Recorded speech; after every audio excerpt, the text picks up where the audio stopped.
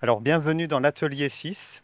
On va avoir une présentation, un peu de contexte, cadrage par Noémie. Je te laisserai te présenter. Et puis ensuite, une expérience de Tour Métropole. Et puis, des partenaires de Tour Métropole qui sont la Chambre d'agriculture d'Indre-et-Loire et la SAFER du Centre. Et qui vont intervenir avec deux casquettes, la casquette partenaire de Tour Métropole, mais aussi l'idée de présenter ce que des pâtes aussi en milieu rural qui ont moins l'ingénierie d'une métropole peuvent faire pour agir sur le foncier. Voilà, donc ils auront un rôle comparatif urbain-rural et donner des pistes pour agir sur le foncier, un peu tout territoire. Et ensuite, hors région, une présentation de la Cabalère. Donc, on monte dans le nord où il fait un peu plus frais. Donc, la communauté d'agglomération d'Artois, Béthune, Artois, Lys Romane. Voilà, donc qui interviendra. Je te laisse la parole, Noémie. Merci beaucoup. Donc, Noémie Pétriel, chargée d'études pour Terres en Ville, donc aux côtés de Paul notamment, je me suis spécialisée sur deux questions chez Terres en Ville. Oui, bien sûr, on va essayer. Donc deux questions principales sur lesquelles je travaille depuis 1 an et demi chez Terres en Ville, qui sont d'un côté, ce qui nous intéresse aujourd'hui, la protection et la valorisation du foncier agricole, et de l'autre, une autre question, si jamais vous avez des questions sur ce sujet aussi, celle de la santé globale et de la transversalité entre politique agricole et alimentaire, politique de protection de la biodiversité et politique de santé publique. Donc aujourd'hui, je suis ici donc pour vous faire une petite partie de contextualisation, puisque évoquer la question du foncier, c'est ouvrir une réflexion donc très large. Qu'est-ce que ça veut dire le foncier?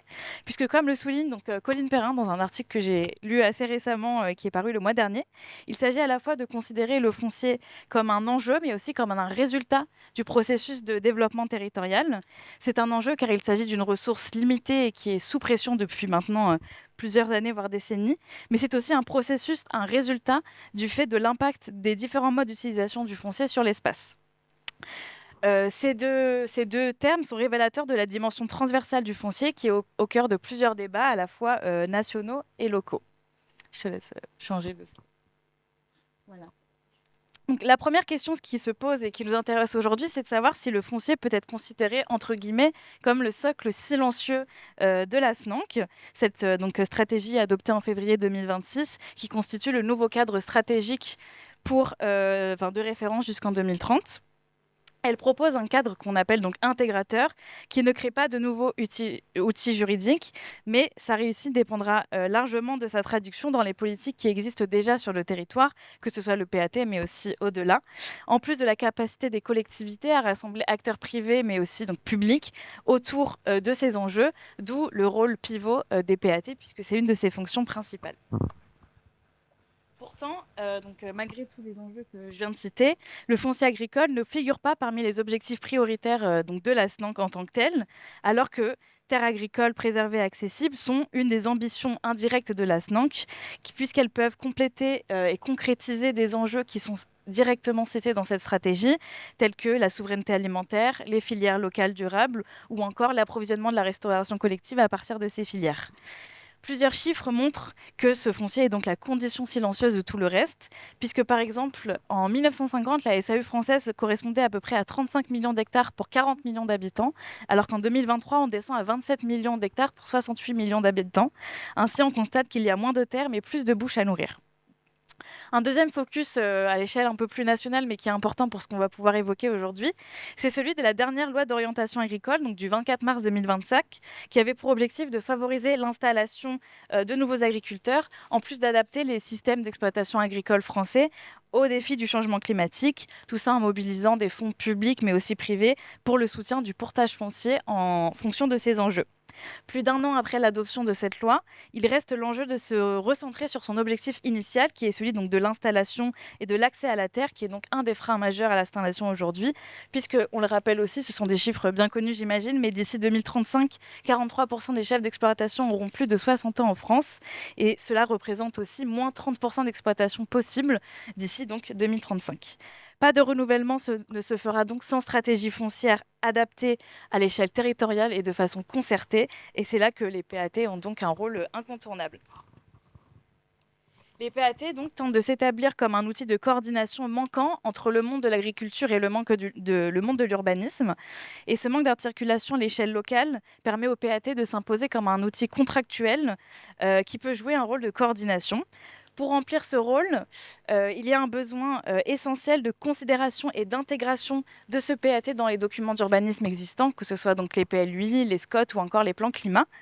De la même manière, le foncier en tant que ressource se trouve à la croisée de plusieurs impératifs, parfois mis en concurrence en dépit de leur complémentarité, tels que l'alimentation, la gestion de l'eau, la gestion de la ressource en énergie ou encore la protection de la biodiversité.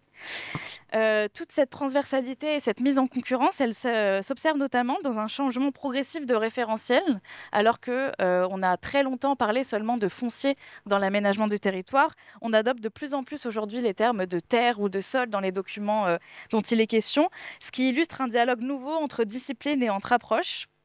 Et cette appréhension du foncier, qu'on considère désormais au-delà d'une ressource, comme un bien commun, une ressource collective limitée, un sol vivant et également un sol protecteur de biodiversité.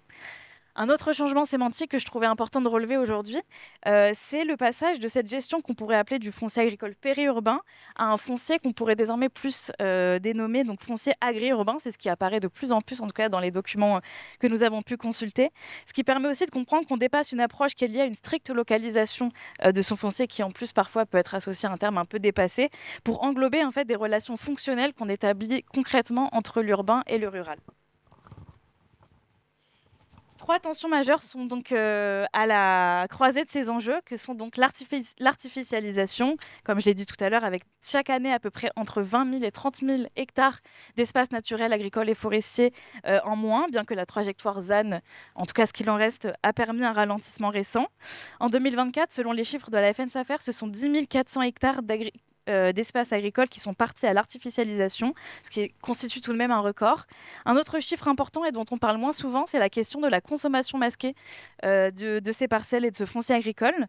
La FNSAFER, encore une fois, alerte sur cette consommation masquée qui devrait atteindre en 2024 à peu près 45 000 hectares d'espaces agricoles qui sont déclarés auprès de, par exemple, des PLU et des SCOT comme agricoles, mais qui sont en réalité détournés de leur usage initial. Voilà. Et donc, parmi ces trois tensions majeures, au-delà de l'artificialisation, il y a évidemment, comme je disais tout à l'heure, la question du changement climatique, qui constitue donc un changement en termes de modification de conditions de production, le déplacement des zones de culture historiques, ou encore la question de l'usage de l'eau et de la ressource en eau, qui devient donc évidemment un facteur limitant de l'activité agricole. Et on sait aujourd'hui que la gestion de l'eau et la gestion du foncier sont des gestions totalement indissociables, au cœur d'un focus thématique qu'on pourra réaliser à la fin de cet atelier. Enfin, donc, comme on peut le voir ici, la question cruciale des leviers opérationnels qui sont mobilisables par les PAT. Il en existe donc plusieurs et je vais les rappeler donc, rapidement, même si je pense que vous en connaissez une partie. Premièrement, la question de la veille et de l'intervention foncière que peuvent réaliser les collectivités, notamment par le biais de conventions d'intervention foncière qui sont signées auprès donc, des affaires locales afin d'être informées des projets de vente et d'exercer un droit de préemption quand cela est nécessaire, notamment quand les terrains agricoles sont menacés d'être détournés de leur usage. Les autres leviers mobilisables sont celui dans la continuité du premier, de l'acquisition foncière directe, avec la mise à disposition via différents contrats qui sont adaptés aux spécialités des territoires, que ce soit donc des baux ruraux classiques, mais aussi de plus en plus des baux ruraux à clause environnementale, des commodas ou aussi appelés prêts à usage, ce qui permet d'infléchir les pratiques plus ou moins directement. Un autre levier qui est tout aussi intéressant, c'est la politique de zonage, donc le zonage de protection et valorisation des terres, que ce soit par le biais d'outils comme les PAEN et les apps qu'on connaît bien aujourd'hui, ou encore la question des protections des aires de captage, qui sont souvent associées à des plans d'action agricoles qui sont imposés, mais aussi négociés avec les agriculteurs qui cultivent sur ce territoire pour protéger la ressource. Nous y reviendrons. Et enfin, un des arguments cruciaux dont j'ai déjà parlé tout à l'heure, mais qu'on se doit de souligner, c'est évidemment l'alignement avec des documents d'urbanisme supérieurs, car le PAT, comme vous le savez, n'a pas de valeur juridique opposable. C'est donc un enjeu réglementaire crucial dans un contexte d'accumulation de règles et d'instruments autour de cette question du foncier agricole. Voilà. Donc on peut passer donc au premier témoignage.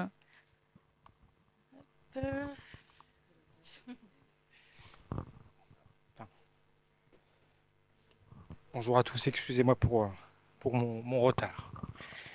Donc voilà, je dois témoigner pour la métropole de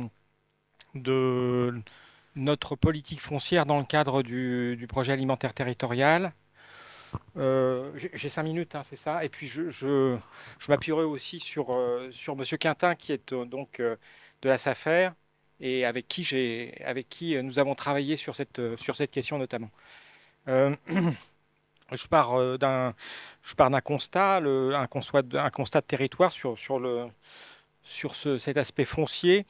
La métropole de Tours, c'est 300 000 habitants, 390 km², dont 36% de terres agricoles. C'est une métropole, donc c'est classiquement une agglomération qui s'est développée comme les autres métropoles, comme les autres agglomérations urbaines en France, c'est-à-dire qui a énormément consommé de foncier, beaucoup plus que sa population finalement augmentée.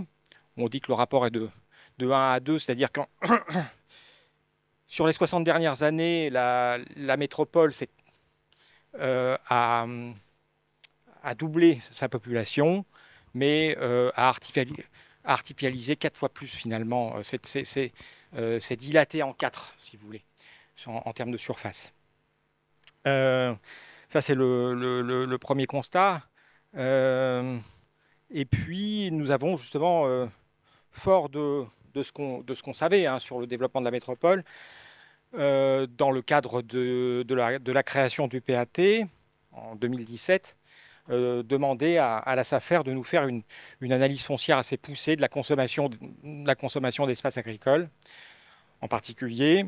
Et donc, il ressort de cette enquête, Monsieur Quintin développera certainement, donc je ne rentre pas trop dans le détail, mais qu'on a consommé entre 2010 et 2016 355 hectares de terres agricoles,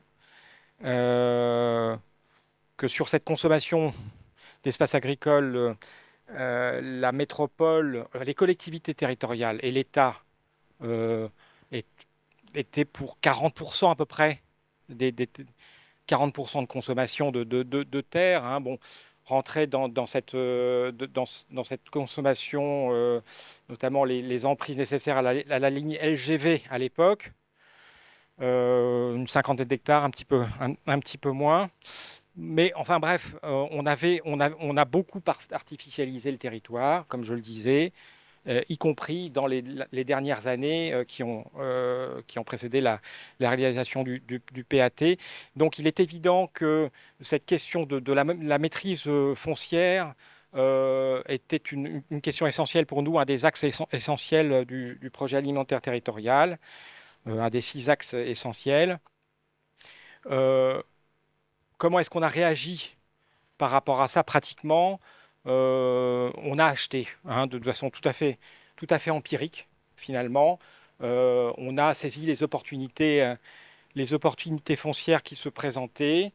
Il se trouve qu'en fait, une partie de la métropole n'était plus urbanisable, c'est-à-dire la métropole des Vallées, des Varennes, puisque nous étions soumis à un plan de prévention des risques d'inondation qui interdisait l'étalement, donc les constructions dans ces espaces, et que finalement on avait donc un champ un champ d'action à la limite voilà, assez vaste, fait pour une partie de dents creuses et pour une partie d'espace destiné à l'expansion des crues. Donc on pouvait donc acheter du foncier, euh, d'autant que on était à moitié servi par cet abandon de l'urbanisation par finalement un marché qui était plutôt intéressant quand même. C'est-à-dire on a une moyenne de prix à l'hectare de 3 500 euros, un peu moins, un peu plus dans ces eaux-là. Ça dépend des secteurs. Ça dépend des secteurs, mais disons, c'est à peu près cette épure en moyenne. Et donc, on avait encore affaire à des gens qui cherchaient à spéculer sur leur foncier, parce que c'était du foncier qui, quelques années avant, était destiné à l'urbanisation. Donc, et puis, par un abandon, effectivement, par la réalisation de la part de ces gens que, de toute façon, effectivement, il fallait valoriser ces terres, et ces terres, et qu'il il restait plus qu'à nous les vendre, en quelque sorte, sachant que les porteurs de projets qui se sont déclarés à l'époque ne voulaient pas acheter. Hein. Donc notre doxa, c'était on achète ces terres que s'il n'y a pas de velléité d'achat de la part du monde agricole. Voilà, mis bout à bout, on a finalement en fait, on a peu fait de stockage foncier, puisqu'on on a commencé une petite installation, d'ailleurs dès avant le projet alimentaire territorial, dès 2012. On a installé des porteurs de projets. Et installé, ça veut dire qu'on a fait en sorte que les conditions de lancement des exploitations agricoles, alors sur un système de bail rural environnemental, puissent être optimales pour les porteurs de projets. Ça veut dire on a viabilisé des espaces pour les exploitants pour travailler. On leur a mis à disposition des abris. On a fait des forages pour l'irrigation. On a même installé les pompes. Qui charge aux porteurs de projets évidemment de travailler sur l'irrigation secondaire qui devait évidemment correspondre à leur plan de culture.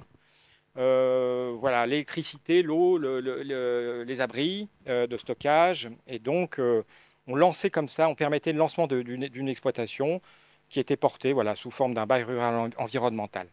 Et on est aujourd'hui à 8 ou 9 exploitations de ce type, donc une quinzaine d'emplois qui dépendent de ces exploitations. Euh, on n'est pas. J'essaye de voir si. J'essaye d'être bref, hein, donc j'essaye de balayer un peu toutes les questions aussi.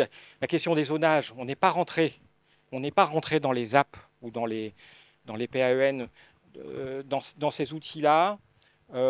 Partant du principe enfin, on a toujours senti chez nos élus effectivement la crainte que ce qui ne rentrerait pas dans ces zones de protection pouvait être susceptible d'être urbanisé finalement. Et que cet outil était un peu en trompe-l'œil. Voilà. Mais si je résume un peu la position des élus sur cette question, et je voudrais dire une dernière chose. Euh, je, je pense, enfin, je pense traduire là, disons, la pensée des élus en disant que les plans d'urbanisme se sont vraiment préoccupés de la conservation des terres agricoles. Il y a un plan d'urbanisme métropolitain en préparation, c'est une question centrale, la conservation désormais des zones agricoles et naturelles. On a bien senti qu'avec effectivement la loi ZAN de 2023, on était un peu dans l'accommodation, dans l'assouplissement des objectifs de la loi climat et résilience de 2021.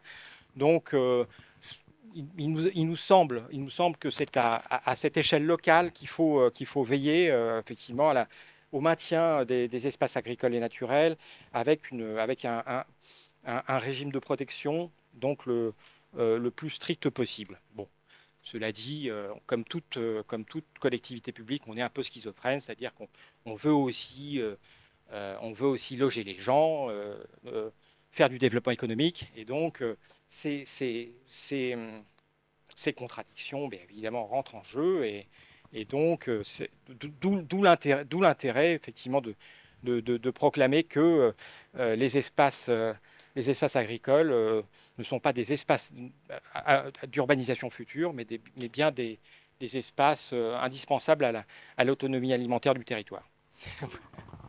Merci beaucoup.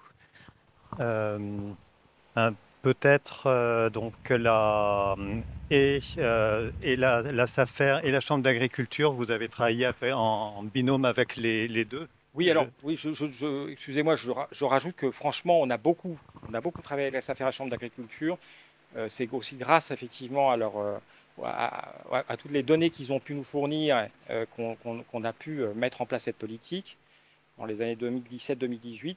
Et on continue beaucoup à travailler avec la SAFER, notamment on a une convention cadre qui nous permet d'avoir vigie foncier, qui nous permet aussi de leur demander d'exercer le droit de préemption sur des parcelles qui nous intéressent, bien sûr. Donc, je vous laisse compléter dans quel cadre, justement, qu'est-ce qui vous a facilité ou on demandera à François de sortir de la salle si qu'est-ce qui vous a empêché de travailler au cas où. Bonjour à toutes et à tous. Donc, Johan Quintin, moi je suis directeur du service études et développement donc à la SAFER du Centre. Donc j'y travaille depuis 2013 et c'est vrai qu'en fin de compte sur Tours Métropole, ils n'ont pas attendu. Donc le PAT a dû être engagé en 2017. Moi, quand je suis arrivé, il y avait déjà un gros travail qui avait été engagé par la SAFER du Centre, nos collègues du SD37 et la Chambre d'agriculture, par exemple, pour travailler sur le foncier des collectivités et la valorisation par rapport au maraîchage. Donc, il y avait tout un travail préalable avec la Chambre sur la qualité du maraîchage et tout un travail de sensibilisation, d'accompagnement des communes pour essayer d'installer des maraîchers. Donc, ça remonte à très longtemps. Voilà, ça n'a pas... Tours Métropole n'a pas attendu le PAT pour s'engager dans cette démarche-là. Et après, s'est engagé d'autres actions, comme l'évoquait M. Barraud, avec une convention, une boîte à outils SAFER qui n'a, entre guillemets, c'est une boîte à outils. Donc, c'est en fonction des besoins de la collectivité. Et suite à ça, donc, il y a eu l'outil de veille foncière qui a été évoqué tout à l'heure, donc le vigie foncier qui a été déployé sur l'ensemble du territoire de la métropole, ce qui a permis à toutes les communes membres d'avoir l'accès gratuitement. Et au besoin, demander le droit de préemption, le fameux droit de préemption SAFER, pour qu'on puisse intervenir en préemption, soit pour un motif agricole, soit pour un motif environnemental, puisqu'on ne l'a pas redit, mais vu qu'il y a le Val-de-Loire, site classé UNESCO, il peut avoir des possibilités de préemption avec un motif agricole ou environnemental, mais on le verra tout à l'heure, ce n'est pas forcément l'outil le plus adapté, il faut vraiment que ça s'intègre dans une stratégie foncière. Et donc, oui, comme l'évoquait M. Barraud avec la boîte à outils, vous voyez, donc 2017, la convention signée. Après, derrière, des prestations, entre guillemets, des accompagnements. 2024, je crois, sur l'inventaire des friches agricoles engagées sur l'ensemble du territoire métropolitain pour accompagner encore cette connaissance des enjeux locaux. Donc voilà, c'est vraiment en fonction des besoins et des ententes de la collectivité. Si on a des élus, si on a des techniciens qui ne sont pas partie prenante sur la thématique, on ne va pas pouvoir les accompagner. Nous, on est là au service des territoires pour les accompagner et mettre en œuvre leur politique. Voilà sur la logique avec Tours Métropole. Louis, je te laisse. Donc Louis Di Bartolo pour la Chambre d'agriculture d'Indre-et-Loire. Pour compléter rapidement, la Chambre a également une convention avec Tours Métropole, mais elle n'intervient pas trop sur le foncier, mais plus sur l'accompagnement technique, justement au niveau du maraîchage ou sur la filière légumineuse aussi qui est en cours. Voilà.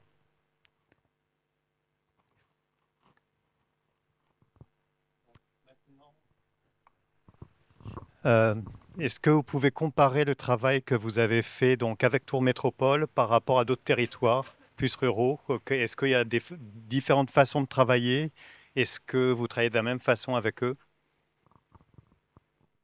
Pour ce qui est de la Chambre d'agriculture, oui, on a des conventions avec toutes les communautés de communes du département. Après, ça dépend en fait le souhait politique des élus et leurs projets aussi politiques. Sur le foncier, on a beaucoup travaillé du coup avec Tours Métropole, mais sur les autres communes, on a moins d'actions en cours ou hors cadre PAT. Mais après, on va vous présenter des outils qu'on a mobilisés du coup, que ce soit sur Tours Métropole ou sur une communauté de communes dans le Loir-et-Cher Pays des Châteaux, du coup, un territoire plus rural. Sur la mobilisation des délaissés agricoles, des friches, etc. Et au niveau de la SAFER, Et ben, enfin, Après, sur la stratégie foncière, c'est comme on l'évoquait tout à l'heure en introduction, c'est vrai que le mot foncier a du mal à émerger des projets PAT parce que c'est des sujets sensibles, notamment avec la profession agricole qui voit des fois d'un mauvais œil le fait que des collectivités s'intéressent au foncier, même souhaitent acquérir du foncier, alors que ce soit sur les projets PAT, mais aussi sur les sujets captage. Là, on le voit de plus en plus, ça commence à crisper un certain nombre d'exploitants, mais on a des territoires qui, justement, on va le voir tout à l'heure, ont souhaité expérimenter une démarche voilà, et se donner des chances d'aboutir à faire émerger des projets multipartenariaux sur des thématiques transversales. Donc voilà, entre guillemets, c'est à chaque fois du sur-mesure en fonction, et je pense qu'il faut le mettre surtout en fonction des élus, leur volonté d'avancer sur le sujet et d'être force de proposition, et d'avoir après des techniciens qui soient aussi relais. Ils n'ont pas forcément les moyens financiers, mais on va le voir tout à l'heure sur le Pays des Châteaux. Ils ont des techniciens qui sont moteurs sur le sujet, qui vont chercher les subventions et qui n'ont pas forcément l'ingénierie en interne, mais derrière qui font travailler la SAFER, la Chambre ou par exemple sur le Pays des Châteaux, le CDPNE pour qu'on travaille collectivement. Donc c'est aussi cette ingénierie technique et financière qu'il faut aussi mettre en avant et pas se freiner uniquement sur l'aspect financier des démarches. donc du coup, très bonne transition. La Chambre d'agriculture, pour rappeler rapidement, la Chambre d'agriculture, du coup, c'est un établissement public sous la tutelle du ministère de l'Agriculture.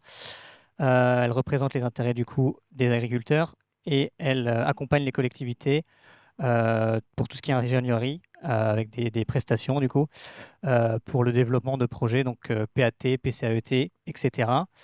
On accompagne également les exploitations agricoles du coup dans tout ce qui est information, formation, conseil technique, ça de l'installation à la transmission des exploitations. On fait aussi de la recherche sur la résilience des exploitations face au changement climatique, les expérimentations dans les champs. Et on représente et défend du coup les intérêts des agriculteurs auprès des services de l'État, la DDT notamment, etc. Au niveau des PAT, donc là c'est spécifique à l'Indre-et-Loire, mais dans vos départements respectifs, je suppose que les chambres proposent les mêmes services. On accompagne les collectivités sur tous les domaines, donc ça va du foncier à l'aménagement, l'installation, la transmission, les filières, le tourisme, etc.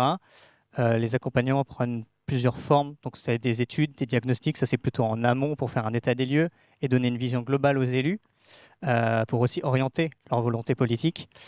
Et après, on organise des événements de communication. On met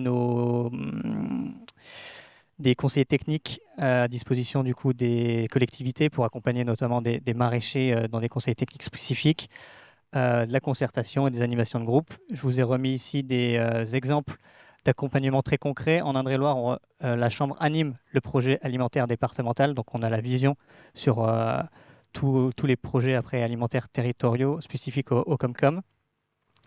Et ensuite, on a travaillé du coup avec la métropole sur des accompagnements sur la production maraîchère et des études pour la production de légumineuses. Ok, ça marche. Si on peut passer à la diapo suivante et je vais laisser la parole à Johan. Oui, alors je vais juste rappeler 4 points. C'est vrai qu'on a entendu, j'ai déjà parlé de la SAFER déjà en introduction. Juste pour éviter quelques raccourcis, on est bien une société anonyme avec des missions d'intérêt général. On n'est pas une administration. Par contre, on est sous la tutelle de 2 ministères, le ministère de l'Agriculture et des Finances. C'est-à-dire que chaque dossier, chaque convention qu'on peut avoir avec une collectivité, par exemple pour acquérir du foncier, c'est validé systématiquement par la DRAF et la DRFIP pour s'assurer qu'on est bien dans nos missions. On a aussi 4 missions. C'est vrai que souvent, on identifie agricole. Ça fait partie de nos missions premières, mais on a aussi, au fil des lois, la partie développement local. On a la partie protection de l'environnement qui s'est renforcée et qu'aujourd'hui, on est de plus en plus présent sur des sujets captage, sur des sujets GEMAPI. C'est plutôt aujourd'hui notre cœur de métier, plutôt que les zones d'activité qu'on accompagnait beaucoup il y a 10-20 ans. Aujourd'hui, c'est vraiment les préoccupations des collectivités. Et il y a bien entendu la partie régulation, la partie préemption que tout le monde a en tête quand il entend parler du mot SAFER. J'ai juste remis le chiffre, en tout cas, ça c'est par rapport à la SAFER du centre. Si vous demandez à nos collègues de la SAFER PACA, ça ne va pas être les mêmes chiffres. Nous, 95% de nos acquisitions se font à l'amiable. Souvent, on entend dire que la SAFER est là pour empêcher les projets. Aujourd'hui, en tout cas en région centre, on est là pour accompagner les projets, d'où les chiffres que vous pouvez voir sur la partie acquisition amiable. Et puis après, il y a d'autres outils, on l'évoquait tout à l'heure sur les outils de gestion. Quand il y a une attribution via le process SAFER avec notre comité technique SAFER, il y a un cahier des charges qui s'impose à l'attributaire. Donc quand on est sur des sujets de PAT et qu'on veut développer les circuits courts, si on travaille en amont avec la collectivité, dans notre cahier des charges, on peut imposer entre guillemets, la mise en place de bio avec un cahier des charges qui peut être sur 10 à 30 ans par exemple. Mais ça peut se faire la même chose sur des captages, sur des zones humides. Donc c'est aussi ça l'intérêt des outils SAFER, c'est que derrière, ça s'impose à l'attributaire qui passe par la SAFER. Je ne l'ai pas redit, mais tous les dossiers agricoles ne passent pas par la SAFER. On le voit, Tour Métropole aujourd'hui achète seul, et donc ça pose aucun problème. Dès lors qu'on est dans le prix et sur des projets agricoles vertueux en lien avec des politiques publiques, une SAFER n'a pas besoin d'acquérir du foncier pour le compte d'une collectivité. Ça se fait en bonne intelligence. Et après, sur les accompagnements, c'est ce qu'on vient d'évoquer sur les premières minutes. C'est à la fois un rôle d'accompagnateur des territoires, que ce soit dans la phase d'élaboration, que ce soit dans la phase de conception, comme on l'a fait avec Tour Métropole sur des outils de veille foncière, de partage de connaissances pour pouvoir définir un programme d'action cohérent. Et puis après, une phase plus opérationnelle, si besoin, avec de la maîtrise foncière pour le compte d'une collectivité, qu'on peut sécuriser, puisque du coup, on rentre dans un cadre très précis prévu dans le code rural. On peut l'acheter du foncier pour le compte d'une collectivité, sans risque de préemption, et en mettant en place le cahier des charges. Et après, derrière, sur des gestions du foncier, une fois qu'il est maîtrisé, ou une fois qu'on souhaite mettre en place des projets ou des recherches de porteurs de projets, par exemple. Et puis, il peut y avoir des outils type la bonne parcelle qui permettent de mettre en place des échanges de parcelles ou de vendre une parcelle isolée pour des exploitants agricoles. Ça va être mis en place à partir de 2027. Pardon. Voilà sur la présentation de la SAFER, et je pense qu'on va rentrer sur l'exemple de Fondette. Donc l'idée ici, ça va être de vous présenter deux outils en gros qui ont été utilisés. Comme ça, vous pouvez repartir après dans vos départements avec deux retours d'expérience qu'on a eu. Donc là, c'est sur la commune de Fondette. Donc c'est une commune première couronne de Tours, donc milieu plutôt urbain. En fait, la commune, dès 2019, a eu la volonté en fait, de créer un pôle alimentaire de proximité. Donc c'est hors cadre du PAT. Sur ce qu'on appelle les varennes. Donc c'est les bords de Loire. Donc c'est des terres présentant une aptitude pour le maraîchage très bonne, mais elle ne connaissait absolument pas les enjeux de ce secteur, et donc a mandaté la SAFER du centre pour réaliser un mini-diagnostic, une mini-étude. Et le constat était clair derrière, c'est qu'en gros, on avait beaucoup de parcelles qui étaient détournées de leur usage agricole ou naturel, avec des phénomènes de cabanisation, de dépôt d'ordures, etc. On avait aussi des transactions foncières qui étaient à des prix déconnectés. On a entendu tout à l'heure 4 000 € l'hectare. Là, on est plus sur 12 000, 15 000, voire même plus sur certaines ventes, effectivement. Donc voilà, avec une spéculation très forte aussi. Et des demandes de préemption de la part de la commune qui étaient compliquées, puisque pour préempter, il faut derrière présenter un projet agricole, ce que n'avait pas forcément la commune au moment voulu. Donc elle ne pouvait pas préempter.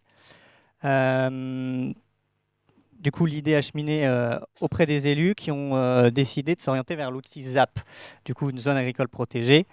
La ZAP, c'est quoi? C'est un périmètre en gros qui va venir sanctuariser des terres agricoles, pour faire très simple. Et ça vise à protéger du coup des terres qui présentent soit un potentiel agronomique important, des paysages ou un intérêt économique aussi important. Donc c'est le choix qui a été fait par la commune, et elle a décidé d'être accompagnée par la Chambre d'agriculture et la SAFER. Donc la Chambre d'agriculture allait plus regarder le côté agricole et la SAFER plus le volet foncier. Donc si on peut passer à la slide d'après. Donc nous, comment on a réalisé cette mission ici en Indre-et-Loire? On mise beaucoup sur la concertation et en gros la mise en commun des enjeux à travers les exploitants directement, puisque la ZAP allait porter sur tout le périmètre communal et non pas sur uniquement les varennes. Donc en fait, on a réalisé un diagnostic très approfondi, à la fois sur le foncier et l'agriculture. Quel type de production, quel type d'exploitation, les prix des fonciers, les biens sans maître, les friches, la structure foncière effectivement. Et ça a permis en fait à la commune de voir un peu au-delà du périmètre initial qui était retenu pour son projet et de découvrir qu'il y avait aussi des enjeux en fait partout sur la commune et qui permettraient derrière d'adapter en fait la stratégie agricole, enfin foncière plutôt, à l'ensemble du territoire. Il y a eu aussi un gros travail qui a été réalisé lors de ces réunions de travail avec les exploitants agricoles qui ont été systématiquement invités sur la sensibilisation. Parce que comme on l'a dit précédemment, des fois pour les agriculteurs, c'est les principaux coupables de la spéculation foncière, puisque pour eux, des fois, c'est leur retraite d'attendre que son terrain soit classé en AU. Donc il y a aussi un gros travail de sensibilisation des agriculteurs et ça passe lors de ces réunions-là. Au final, la ZAP porte aujourd'hui du coup sur uniquement les Varennes, est en cours d'autorisation, d'approbation par le préfet. Mais la commune a déjà l'ambition d'initier une autre ZAP, puisqu'elle est soumise à vraiment une très forte pression foncière. Et aussi, la commune accueille le lycée agricole. Donc c'est un établissement quand même avec une portée départementale, voire régionale importante. Et la majorité des terres du lycée sont sur la commune. Donc il y a un vrai besoin de protection. Ça, c'est l'avis de la Chambre et de la SAFER. Mais il y a aussi une vraie volonté politique derrière de protéger les terres. Et en fait, aujourd'hui, sans volonté politique, on n'aurait jamais fait de ZAP et les élus n'auraient jamais été à ce point-là. Donc c'est aussi ce qu'il faut retenir de cet accompagnement, c'est qu'en fait, la volonté politique des élus, c'est une chose. Après, elle est aiguillée par différents diagnostics que nous, on peut réaliser. Et après, charge à nous, experts en fait, et accompagnateurs, d'orienter vers le meilleur outil et l'outil le plus adapté pour protéger le foncier agricole. Je vais laisser la parole, ou si tu veux compléter aussi. Juste pour compléter, mais on le voit encore une fois, on travaille sur le temps long, puisqu'on a commencé, nous, à travailler et à mener les réflexions avec la commune 2019. La ZAP, on va l'approuver 2026, on a bon espoir quand même. Donc, vous voyez, entre le moment où une collectivité a un projet d'installer, de porter un projet agricole et au moment où ça se concrétise, ça prend du temps. Donc, comme on le disait encore une fois, il faut une forte volonté politique pour ne pas lâcher, sachant que là, en plus, on arrivait avec les élections municipales, donc le maire aura pu dire on met en stand-by, on revient après les élections. Donc, il a été jusqu'au bout, au moins sur cette première étape sur les Varennes. On espère pouvoir poursuivre et remonter petit à petit, et une bonne partie du territoire communal qui est encore sous pression de l'urbanisation, celle-là de l'habitat, des zones de développement économique, qu'on puisse protéger, notamment par rapport au foncier du lycée agricole. Après, si je peux rajouter aussi un point, le problème principal des ZAP, c'est dès lors qu'on protège un espace, la pression va se reporter à côté où il n'y a pas forcément de ZAP. C'est là où il faut aussi réfléchir de manière soit... Oui, voilà. Donc c'est quelque chose aussi à prendre en compte dans la réflexion. Peut-être aller sur l'exemple... Oui. 180. Et après, il y a une autre ZAP là qui a été élaborée, qui est en cours d'approbation aussi sur Vouvray. On est sur 1800 hectares, donc on est à 86%. Ils ont tout zappé. Et on les a... C'est de la vigne et il y a des... Oui, c'est avec les... C'est de la vigne, mais pression foncière également. Donc c'est encore un choix fort politique de ne pas privilégier le développement urbain, mais plutôt optimiser l'existant et protéger la vigne et les espaces agricoles encore existants sur la commune. L'élaboration de cette ZAP, c'est la Chambre qui a accompagné Vouvray. On a aussi pris en compte leurs besoins de développement économique et résidentiel aussi. C'est juste qu'en fait, on peut allier, quand tout le monde se met autour de la table, on peut aussi allier un peu tous les enjeux, les intérêts. Puisque l'activité agricole est aussi une activité économique, il ne faut pas l'oublier. Et peut-être, précision également, la démarche qu'on a engagée sur la commune de Fondette en partenariat Chambre-Safer, c'est propre à l'Indre-et-Loire. On essaye de le dupliquer avec les autres chambres d'agriculture. Après, c'est aussi un choix, des rencontres d'hommes, de personnes politiques qui permettent de travailler ensemble. Sur d'autres territoires, on essaye de travailler ensemble, alors qu'on a des structures complémentaires, qu'on apporte des plus en fonction des sujets sur lesquels on est expert. Dans d'autres territoires, ce sera plus compliqué. Donc ce que vous voyez ou ce qu'on a pu vous présenter sur Fondette, ce ne sera pas forcément la même chose sur vos territoires, dans d'autres départements. Là, c'est vraiment un choix fort dans le département de l'Indre-et-Loire, d'être au service des territoires et d'apporter les deux expertises locales de la Chambre et de la SAFER pour les collectivités. Et si on poursuit sur le partenariat, une démarche innovante sur un territoire moins urbain, plus rural, c'est sur le Pays des Châteaux. Le Pays des Châteaux, donc c'est dans le Loir-et-Cher, donc ça concerne le Pays des Châteaux, il regroupe 89 communes autour de l'agglomération blésoise avec Aglopolis au niveau de la côté d'Aglo, plus la Comcom du Grand Chambord et la communauté de communes du Beauce-Val-de-Loire. Donc on est sur 89 communes.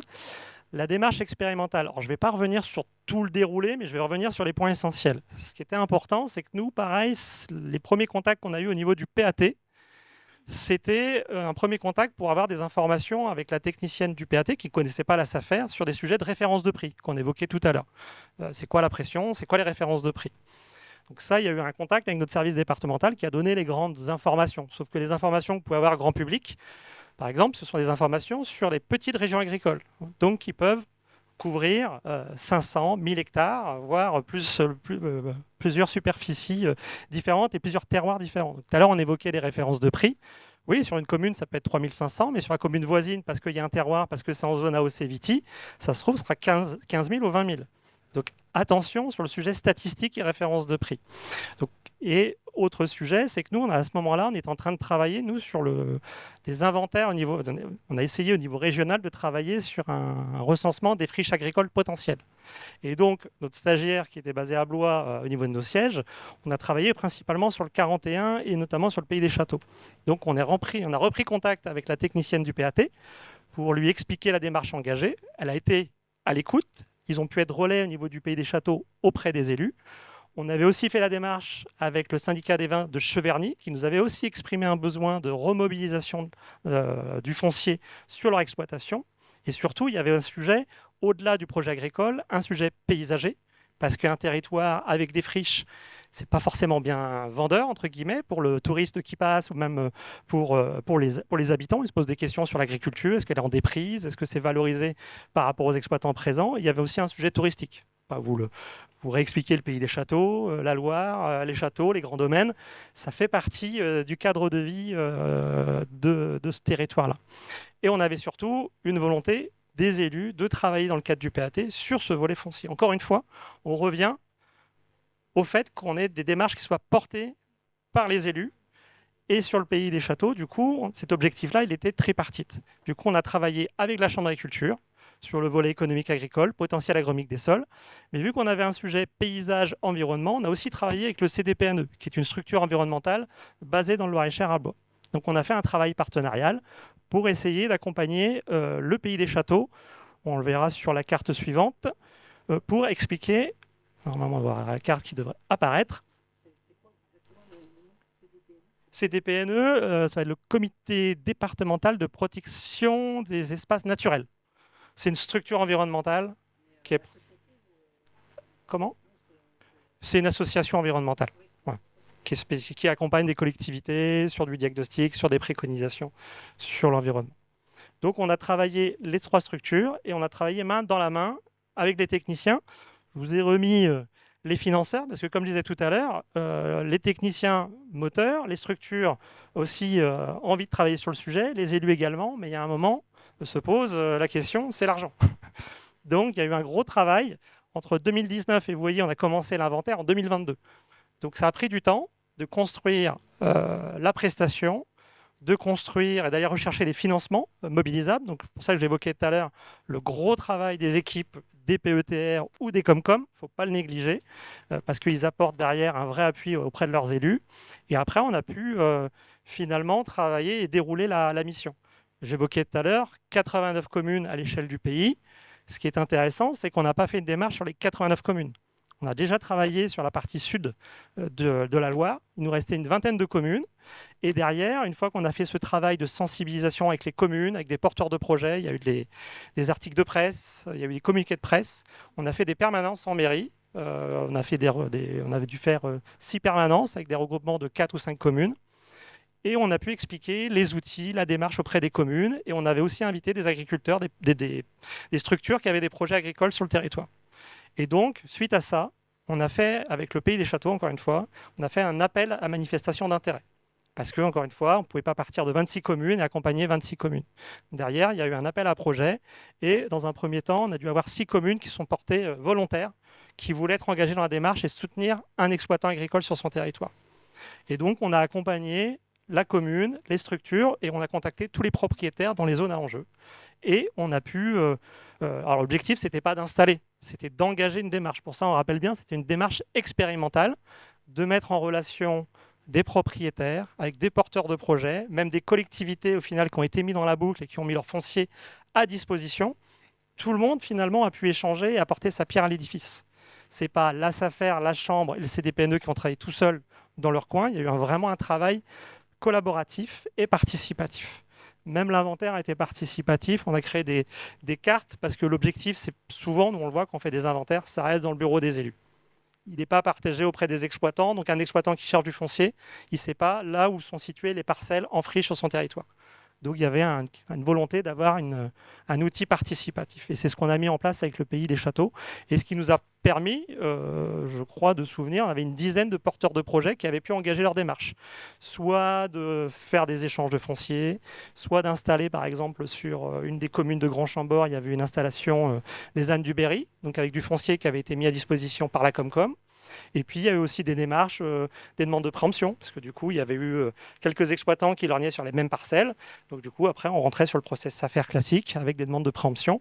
Mais voilà, au moins, il y avait une dynamique qui a été lancée, qui était expérimentale sur ce territoire de la collectivité.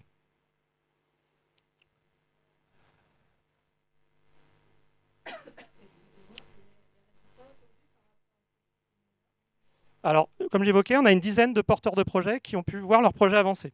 Alors après, on pourrait se dire que ce n'est pas beaucoup par rapport au départ. On avait 49 porteurs de projets qui étaient venus en permanence. Mais à chaque fois, comme on l'a dit, là, c'était innovant la démarche qu'on a pu engager. Donc, il peut y avoir des loupés, mais ça permet aussi de mettre en avant, par exemple, des propriétaires qui avaient des parcelles en friche. Je veux bien les remobiliser, mais qui finance l'entretien du terrain? L'exploitant ne voulait pas financer non plus. Donc ça amène après d'autres réflexions avec la collectivité. Et, alors ce n'est pas sur ce territoire-là, mais par exemple sur le Romorantinais, qui est une autre Comcom du 41, ils ont créé un fonds justement pour remobiliser ou pour entretenir les parcelles. Donc voilà, après il y a à s'inspirer de ce qu'a fait différents, on va dire, territoires. Donc tout n'est pas parfait, mais l'objectif n'était pas là. C'était vraiment une démarche expérimentale et de faire travailler tout le monde ensemble et surtout aussi sensibiliser les élus sur les outils qui étaient à leur portée et à disposition. Parce que les élus, ils ont leur politique de l'habitat, ils ont leur politique du développement économique et le sujet agricole, ce n'est pas forcément la thématique qu'ils maîtrisent, sur laquelle ils ont les outils à leur disposition. Donc voilà, c'est aussi cette formation continue de souvenirs, mais au-delà de la démarche sur les friches, il y avait eu un atelier à disposition des élus sur les outils fonciers. Et il y avait aussi, peut-être pour faire un parallèle avec l'atelier d'après, il y avait un atelier sur la stratégie foncière agricole en lien avec l'eau et le PAT. Donc, comme on l'a dit tout à l'heure et dans les conclusions qu'on a mis, c'est pas voir l'agriculture que d'un prisme, ça se mêle avec d'autres politiques publiques. Ça se mêle avec les sujets des captages. Là, on l'a vu avec le Pays des Châteaux, ça se mêle aussi avec le sujet des paysages. Donc, il ne faut pas travailler en silo, il faut vraiment travailler en projet de territoire et avec les acteurs locaux et avec des élus et des techniciens qui sont moteurs dans leur démarche. Mais encore une fois, ça prend du temps. Donc, même Fondette, vous voyez, avant d'arriver à la ZAP, 2019-2026. Donc, ça prend énormément de temps. Merci. Alors, on propose de terminer le panorama, retour d'expérience, et ensuite de poser les questions, d'avoir un temps global d'échange. Un point sur l'eau. Parfait. Ça me fait une bonne transition du coup, parce que je vais parler d'eau juste tout de suite. Et donc, l'idée, c'est aujourd'hui de pouvoir faire à la suite de mon intervention, en fait, un focus sur cette articulation entre gestion du foncier agricole et gestion de la ressource en eau, puisqu'on a pu constater tout de même que c'est un des angles les plus sous-investis des PAT, alors qu'il existe plusieurs types de leviers avec des ambitions plus ou moins élevées pour agir sur cette transversalité, donc entre gestion du foncier et protection de la ressource en eau. Donc on peut encore citer 3 catégories d'outils qui sont à disposition des collectivités et donc de vos PAT pour agir.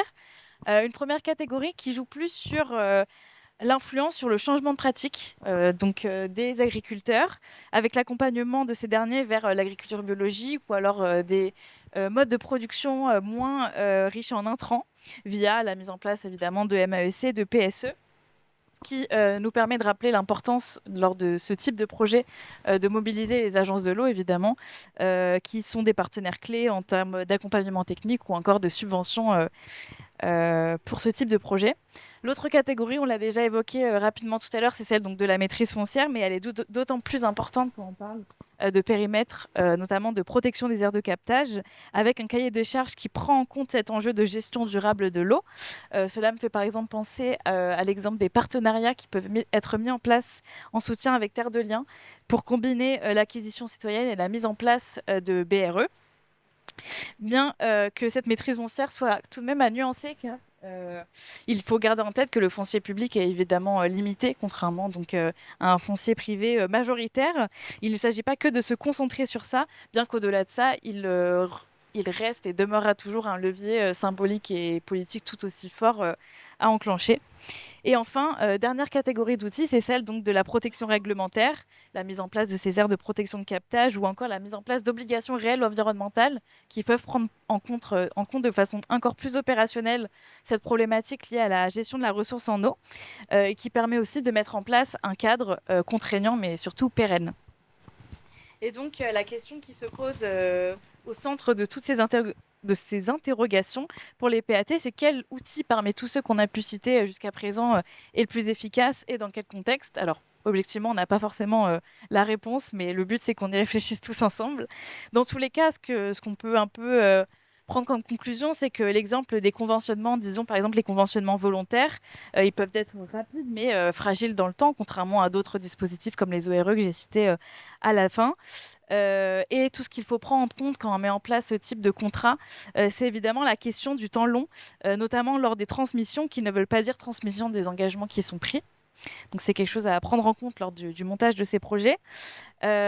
Une autre nuance à apporter pour conclure sur cette petite transition, c'est cette question de la maîtrise foncière que j'ai beaucoup évoquée, qui est certes plus structurante, mais qui suppose évidemment une ingénierie et des moyens humains et financiers que toutes les collectivités n'ont pas forcément à disposition. Donc il ne faut pas la voir comme la réponse absolue au problème de toutes les collectivités présentes sur le territoire. Et donc, toutes ces questions qu'on se pose, je la pose désormais à Claire, qui va venir donc représenter la Cavalère et nous permettre d'en savoir plus sur l'expérience de son PAT. Oui. Bonjour à toutes et à tous. Donc Claire Morel, je suis chargée de mission sur la communauté d'agglomération de Béthune, Bruay, Artois, Lys, Romanne dans le Pas-de-Calais. Avant de rentrer plus dans le détail sur une stratégie foncière agricole en faveur de la protection de la ressource en eau, je voudrais vous donner quelques éléments chiffrés, quelques éléments clés de notre territoire pour marquer déjà cette différence entre le territoire qui nous accueille et celui pour lequel je travaille. Donc on est un territoire de 280 000 habitants, 100 communes, un peu moins de 700 km², 579 exploitations agricoles de mémoire, une superficie agricole utile en bio qui ne dépasse pas les 1,5%.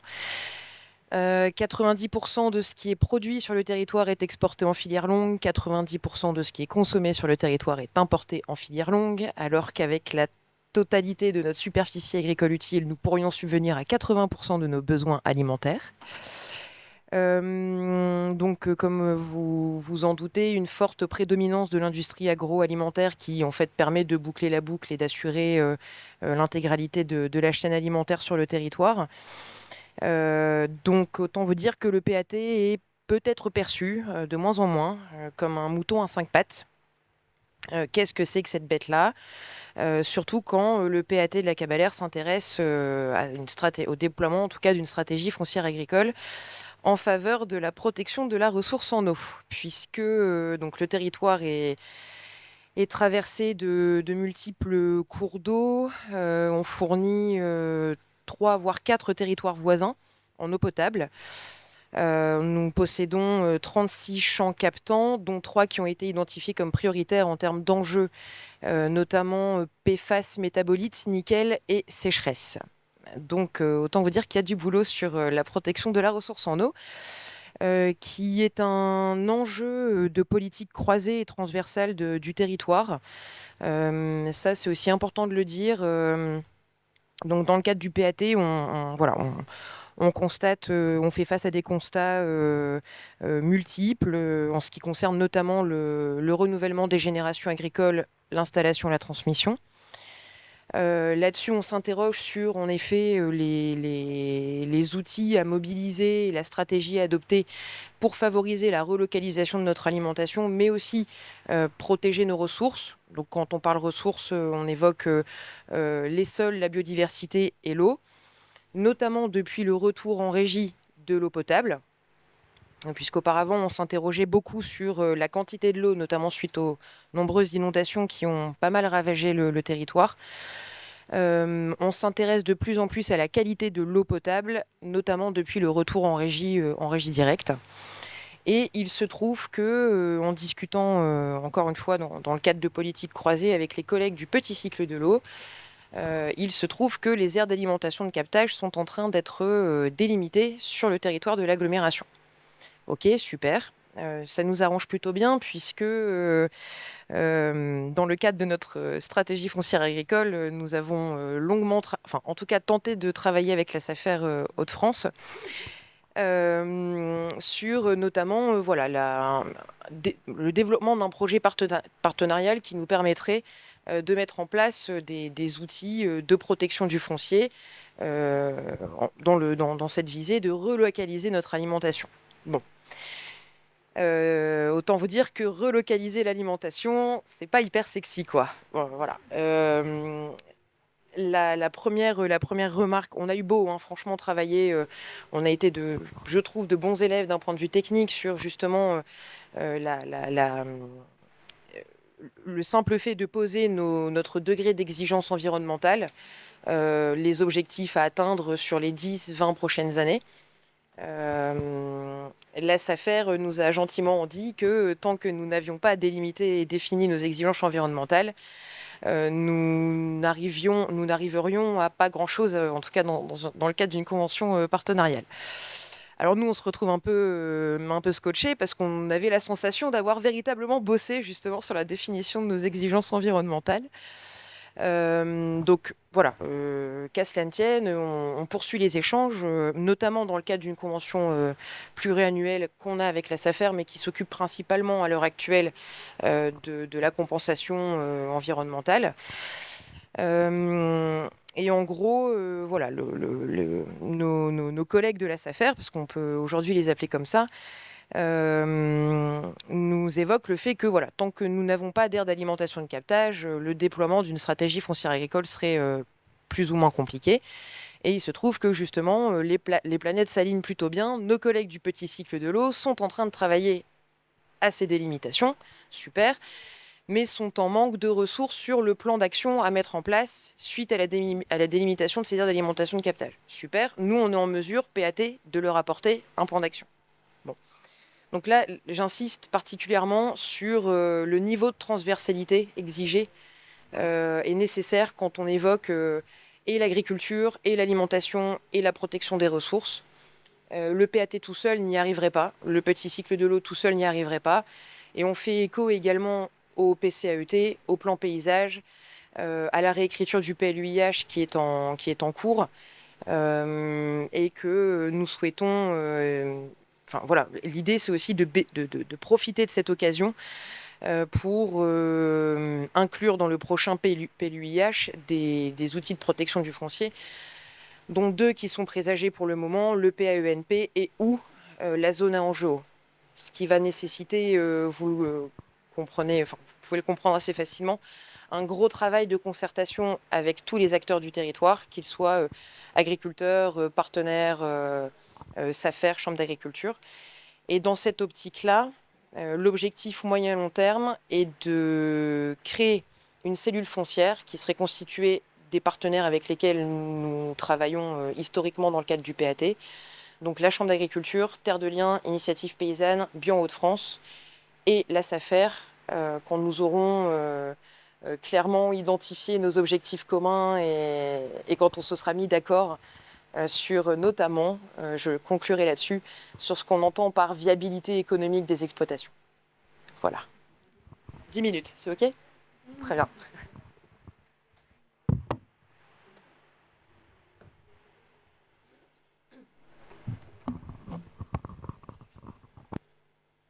Maintenant, la parole est à vous. Déjà, est-ce que vous avez des questions ou bien des témoignages? Est-ce que ça se passe bien pour les animateurs de pâtes ou les acteurs agricoles ou autres qui travaillent sur le foncier chez vous? Enfin voilà.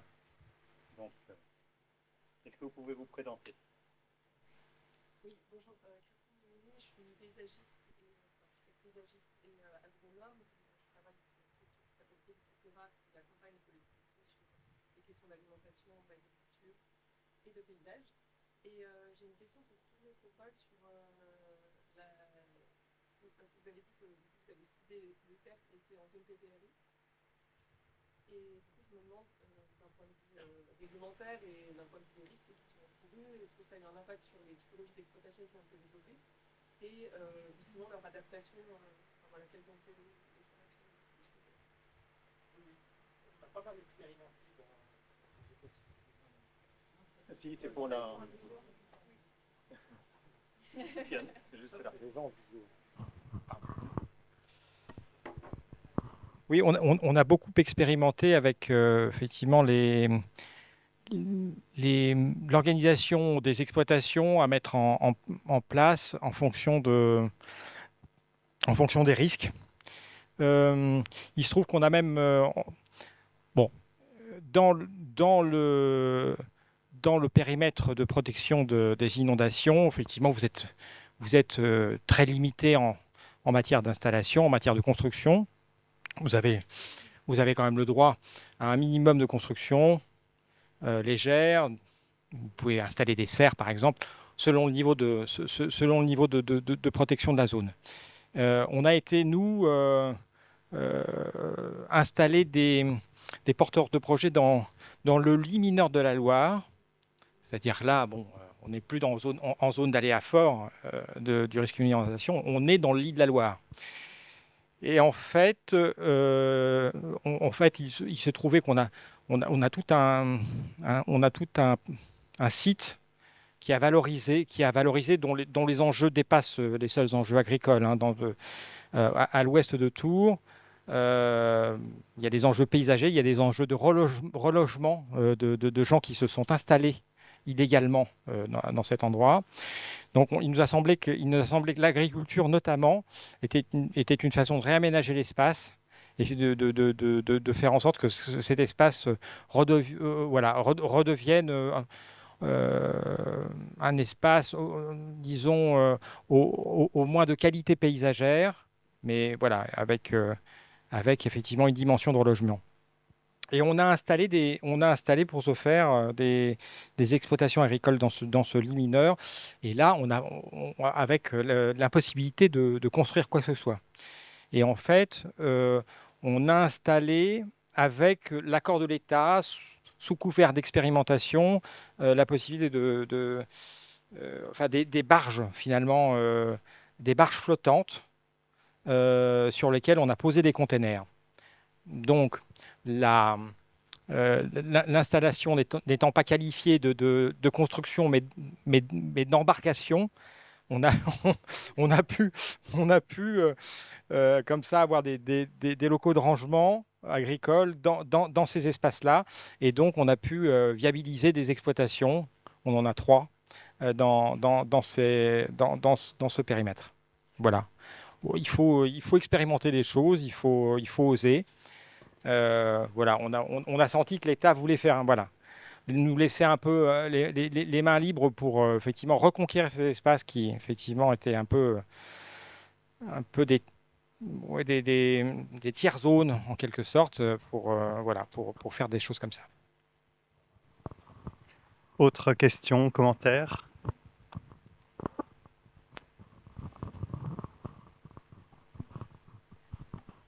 Isabelle Henry, chargée de mission agriculture et alimentation durable à la communauté de communes des Crêtes Pré-Ardennaises. Donc, comme son nom l'indique, c'est dans les Ardennes, centre des Ardennes. Donc, vous avez parlé d'accompagner des porteurs de projets pour pouvoir s'installer en recensant des friches. Mais quand vous n'avez pas de friches, comment vous faites pour installer des agriculteurs? Comment vous faites pour sensibiliser ceux qui ont des dizaines, voire des centaines d'hectares à céder quelques pauvres petits hectares à des maraîchers qui souhaitent s'installer? C'est à moi de répondre. Merci pour la question. On a le même sujet, je vous cite la Beauce. Il n'y a pas de friche en Beauce. Après, on peut aussi s'intéresser sur du foncier communal, sur du maraîchage, il n'en faut pas forcément beaucoup. Après, il faut avoir des terres qui soient adaptées, il faut aussi l'accès à l'eau. Donc il n'y a pas que le fait d'avoir le foncier communal, c'est pour ça qu'il faut être vraiment dans le conseil.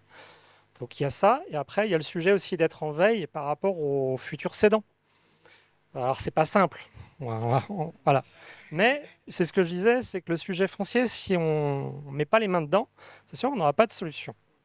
Donc après, il y a des réseaux d'acteurs, il y a les chambres d'agriculture, il y a l'ADR, il y a d'autres structures, il y a Terre de Liens, il y a les SAFER. Donc c'est aussi de mettre tout le monde autour de la table et de partager. Je sais qu'il y a une communauté de communes dans l'Indre, une communauté de communes d'Aiguzon, qui fait un gros travail justement sur le repérage avec les cédants.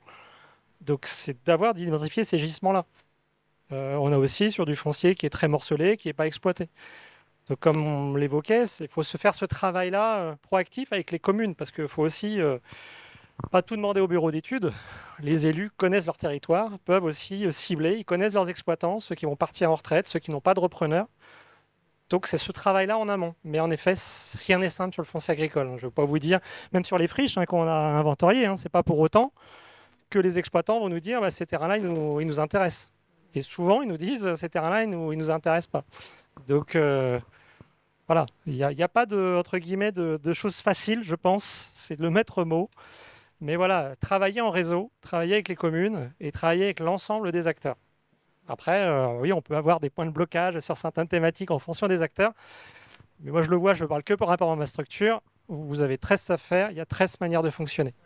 Donc, et encore, dans les 13 SAFER, je vois chez nous, la SAFER du centre, il y a 6 services départementaux.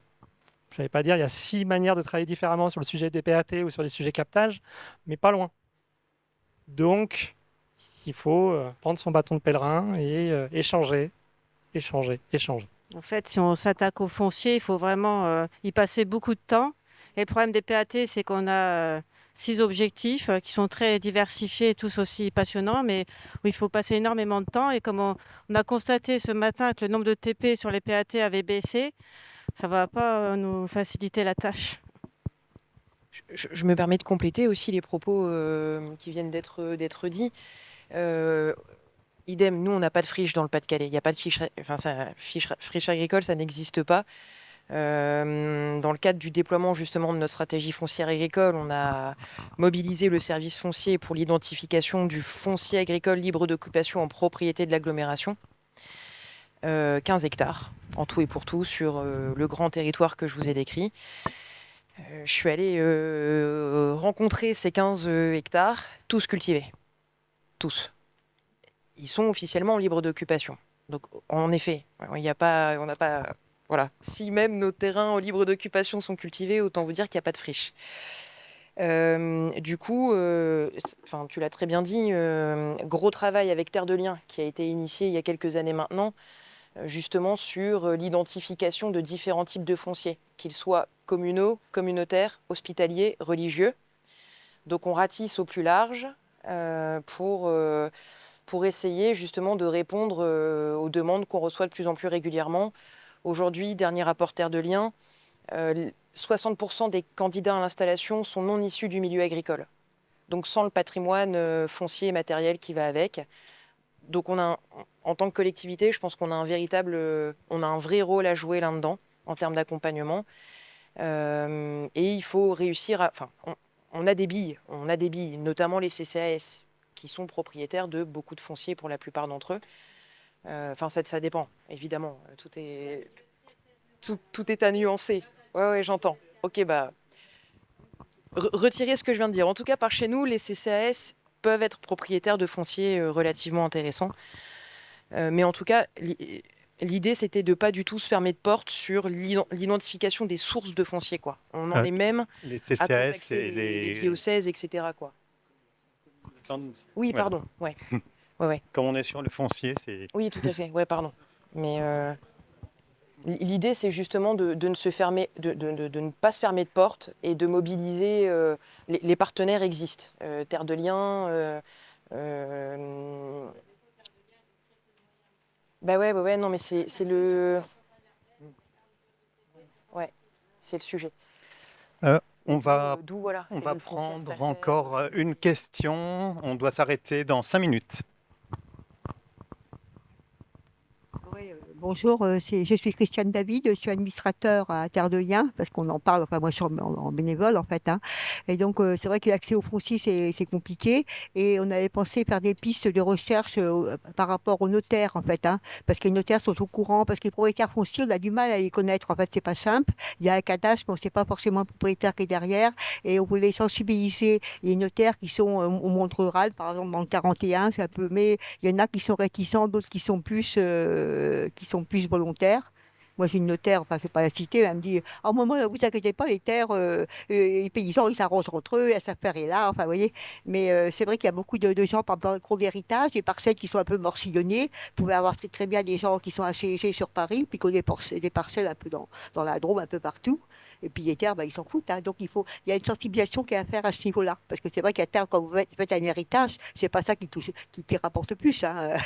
Mais on pensait faire une sensibilisation au niveau des notaires. Voilà, merci. Merci.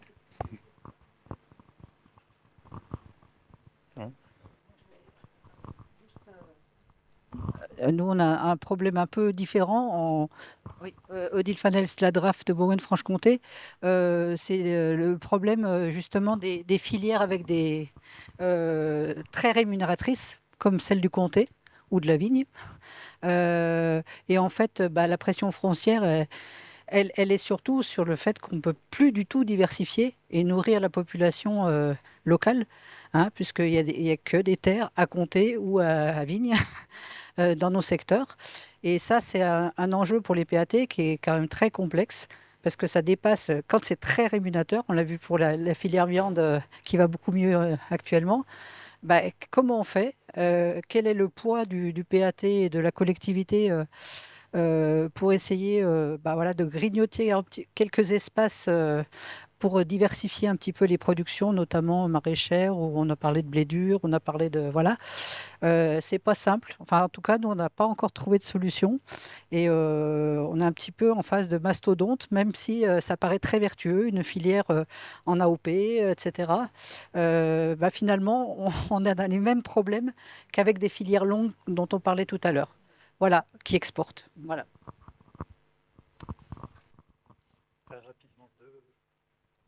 Oui, merci, je ne serai pas longue. Flavie Thiré, je travaille pour l'association des laiteries coopératives du Centre-Ouest. Et donc, on a cheval sur 3 régions administratives, donc sur beaucoup de territoires. Et on a notamment parmi nos adhérents la laiterie de Verneuil, qui est pas très loin d'ici. Je voulais juste réagir à ce que j'entends depuis, là, pas mal, mais aussi depuis ce matin. Je pense que quand même, la clé, c'est de mettre tout le monde autour de la table. Vous l'avez rappelé sur tout ce qui se passe avec les SAFER, il y a souvent des tensions et des enjeux qui sont forts. Et en fait, si on ne met pas tout le monde autour de la table, c'est très compliqué. Et pour moi, il n'y a pas d'opposition des filières courtes et longues ou du maraîchage et des autres. Mais il faut que tout le monde soit autour de la table. Et en fait, sur des territoires en tension où il y a des filières qui sont rémunératrices, moi, je pense que ce n'est pas un problème que l'agricole soit rémunérateur.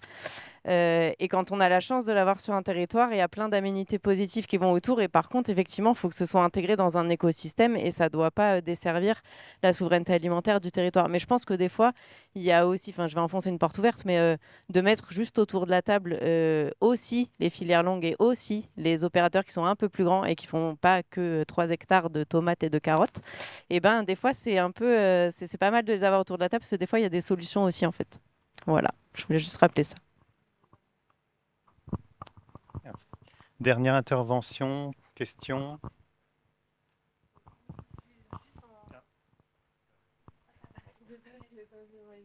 Non, je vous en prie. Oui, c'était juste un petit commentaire en une phrase. Je suis Hélène Peters-Fingelstein, je suis à l'Université de Tours. On coordonne en ce moment un projet de recherche collective, notamment sur les enjeux du renouvellement agricole. Et simplement pour dire que c'est pas facile de rassembler tout le monde autour de la table. Euh, C'était juste, voilà, le petit, oui. Moi, sur les interventions, je voulais vous demander pourquoi faire une zone agricole protégée et pas un PEAN?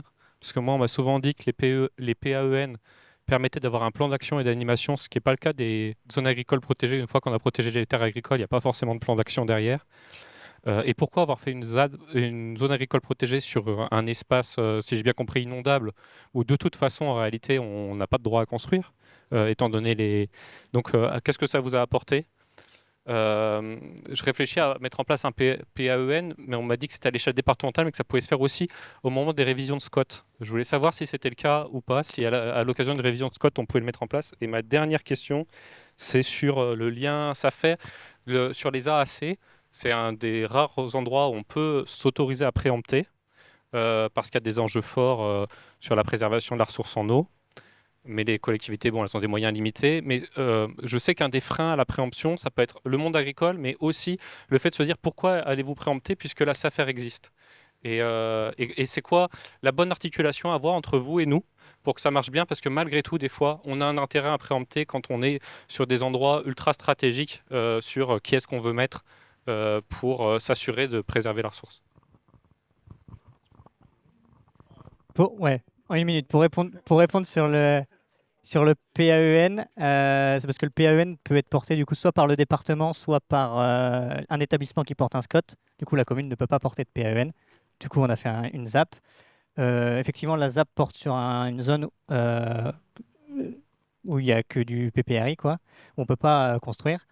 Par contre, en fait, il y a des phénomènes de cabanisation, etc., où en fait, c'est des gens qui viennent avec leur caravane, où il y a du dépôt d'ordures, etc.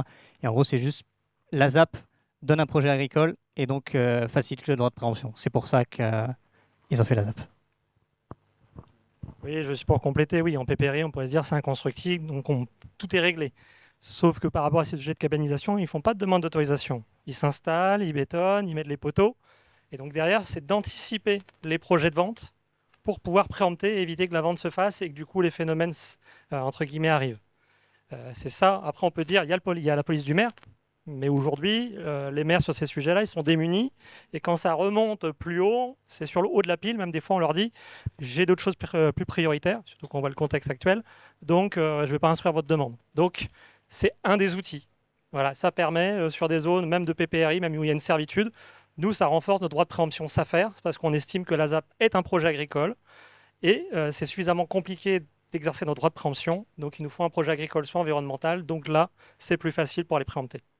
Et le dernier point sur le sujet captage, oui, il y a eu un droit de préemption captage qui a été proposé aux collectivités il y a 3-4 ans, possible. Là, on le voit, il y a Bourges Plus sur la région et par exemple Chinon. Alors la difficulté, si vous avez juste le droit de préemption captage, ça ne va pas être une stratégie foncière. Et on le voit là sur Chinon, les exploitants ils sont vent debout parce qu'on leur a vendu stratégie foncière égale préemption. Donc derrière, aujourd'hui, c'est très sensible le sujet eau et captage et agriculture. Nous, on a déjà des outils qui existent. Comme on a dit, sur ces sujets-là, ça vient de réinventer la roue. Après, il peut y avoir des trous dans la raquette par rapport à notre droit de préemption et dans les cas sur lesquels on peut préempter. Mais on le voit, on travaille du coup, on s'est rapproché de Bourges Plus, on travaille sur Bonneval, on travaille sur d'autres territoires. Par chez vous, on s'est rapproché avec le SIAP de Houcq, par exemple, où on va engager ce travail de stratégie foncière pour déjà identifier les enjeux parcellaires, les enjeux agricoles. On l'évoquait tout à l'heure sur le bio. C'est quand même dommage quand on regarde, le bio, il est en dehors de l'AAC, il n'est pas dans l'AAC. Il y a peut-être un travail de stratégie foncière et faire de la remobilisation sur le long terme pour permettre que le bio aille dans le périmètre de captage. Et celui qui est dans le périmètre de captage, en discutant avec lui, et si on a connaissance d'opportunités en dehors, que lui libère dans la AC et qu'il aille en dehors. Il y a tout un travail avant de se lancer sur le droit de préemption d'une collectivité, sur une stratégie foncière. Et en effet, si on n'arrive pas sur la stratégie foncière, si on est nul sur notre droit de préemption de captage, parce qu'on peut être nul sur notre droit de préemption, donc après, oui, pourquoi pas la collectivité de se lancer dans un droit de préemption et de suppléer la SAFER, parce que du coup, vous suppléez la SAFER. Ce n'est pas quand vous voulez, c'est vous qui préemptez, un coup c'est la SAFER, un coup c'est la collectivité. Là, du coup, c'est la collectivité qui s'engage dans la démarche. Il faut avoir des moyens C'est-à-dire qu'il faut au moins avoir 2 personnes, parce que quand vous avez des demandes de préemption, et nous on les voit, c'est souvent pendant les vacances. Et quand il manque un agent et qu'il y a une demande de DIA pendant les vacances, les délais ne s'arrêtent pas. Et donc vous revenez de vacances, vous prenez l'information, et du coup c'est trop tard, parce que derrière, vous ne pouvez pas instruire la demande de préemption. Donc je pense que c'est une synergie entre les partenaires. Vous voyez, on l'a fait sur Bourges Plus, ils ont leurs priorités, ils ont reciblé, et nous on intervient sur le reste. Donc après, c'est un travail, comme on l'a dit, de partenaires, d'actions engagées sur d'autres secteurs. Avec, par exemple, sur Bourges Plus, ils travaillent avec l'ARB sur un projet pilote aussi. Donc, toutes les synergies sont bonnes à prendre. Ce n'est pas de se dire c'est uniquement la chambre, c'est uniquement la SAFER, c'est uniquement Terre de Liens. C'est de mettre tout le monde autour de la table et de voir quel est l'outil le plus adapté en fonction de la situation. C'est vraiment ça.